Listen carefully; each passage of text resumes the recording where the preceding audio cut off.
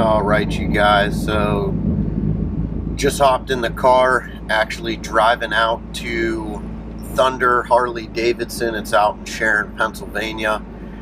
Called about 3 of the other close Harley dealerships to my house to see if they had a K&N high airflow air filter for the M8, the one that Harley puts with the bike when you buy it off the floor. Is a dry filter. It's like a white dry filter.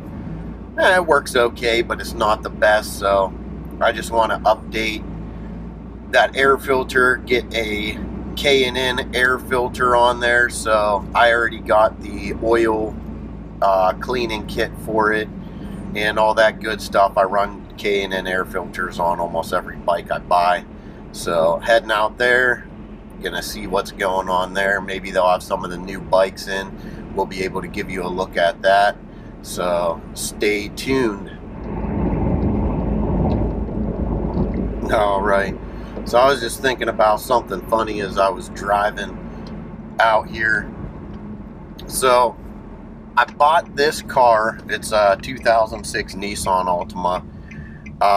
Bought this car about 2 months ago, and it's so weird for me to sit in a car because I haven't had a personal vehicle since 2017 other than a motorcycle. So it's just crazy how comfortable you feel just sitting in this car compared to being on a motorcycle. Now I can understand a lot better why people don't pay attention when they're in cars, because you just feel safe. You're totally enclosed. You don't feel the elements. You're not experiencing the wind or the vibration. You don't feel the road as much. So definitely noticeable the difference here. I do drive a pickup truck at work. I have a work truck that I drive back and forth. So I've been in vehicles, but man, sitting in this car, now I kind of know what the other side feels like a little bit, and I gotta say I don't like it.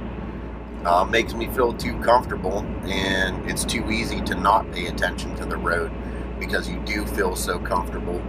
When I'm on my motorcycle, my head is constantly on a swivel.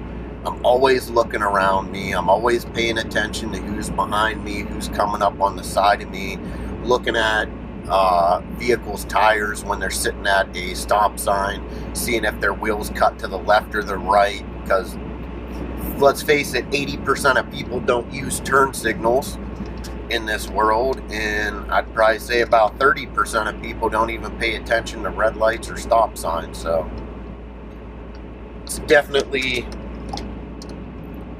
noticeable, the difference. So it was just funny. I was driving, I was thinking about that, kind of wanted to share it with you guys.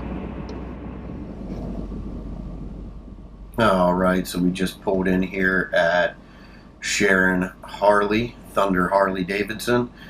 Gonna go inside, pick up this filter, and hopefully they're nice enough to let me film some of these 2022s if they have any. All right, guys, here we go.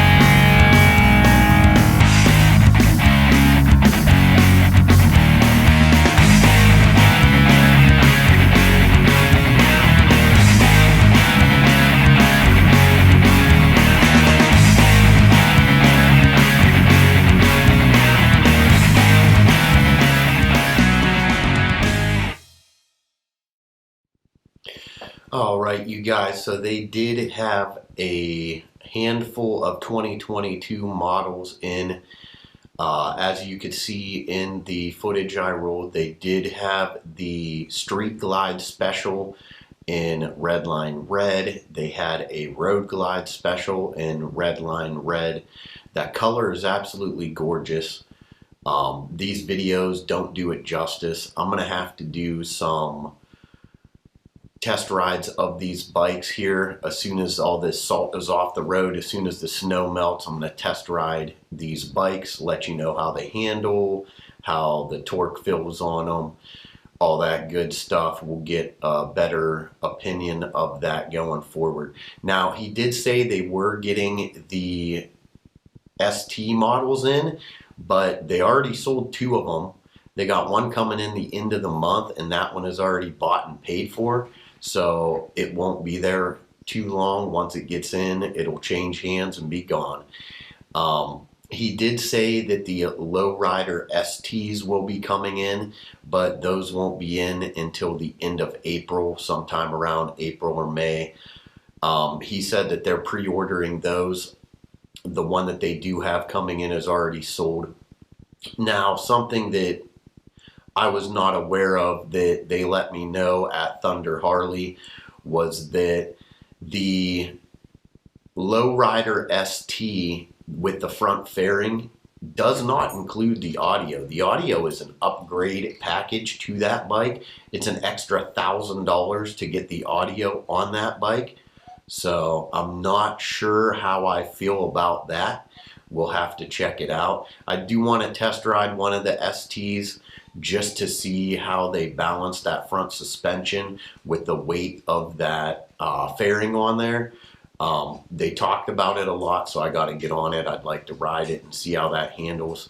In the video, you can tell that they did raise the back suspension on the Lowrider S. Now, that gray on the Lowrider S is absolutely gorgeous as well. So we'll try to get more video. We'll try to get a test ride video up of that bike here real soon. I love it. I like the way the dash is streamlined on there, that they relocated the gauges on it, and that they raised the rear suspension. All right, you guys, so usually the first thing I do is set aside a couple paper towels or napkins or whatever you prefer. And with this part, since it's coming straight from the factory and it's already wrapped, it probably doesn't need any more oil added to it. But the way I figure it is, why not?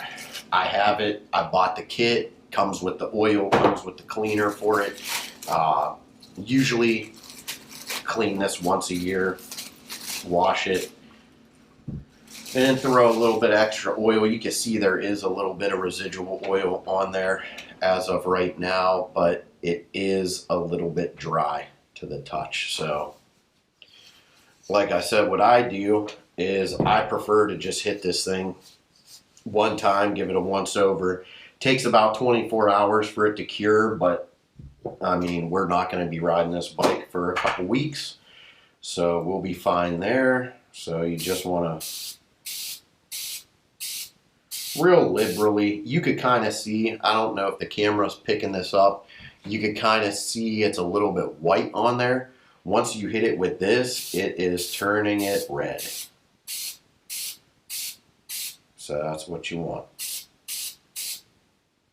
So that's good. That's all you need. It's literally all you need on it. Got a little bit on my hand. That's all right. Stuff is not gonna kill you. I'll just wipe off some of the excess here. See, quite a bit of excess. And then I'll just hit the inside a little bit.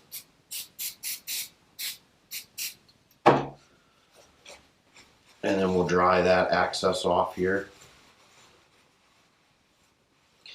And then what I normally do is once I'm done spraying it, hitting it with a quick spray, I'll let it sit for about 24 to 48 hours, let it all dry. That way it's got a nice good coating in here. It's gonna pick up any particles of dust, any particles of dirt that may be getting sucked into your air intake, into your bike. So just a good practice to always get into is making sure that you oil that. You don't want to run these things dry. So I'm not going to do a video of me changing the air cleaner. That's probably the simplest thing that you could do on a Harley Davidson. It's literally 3 bolts. So I'm letting my new K&N air filter dry, and then I'm going to switch it out with the paper filter that was on the bike and throw that thing in the trash because that's where it belongs. All right, you guys.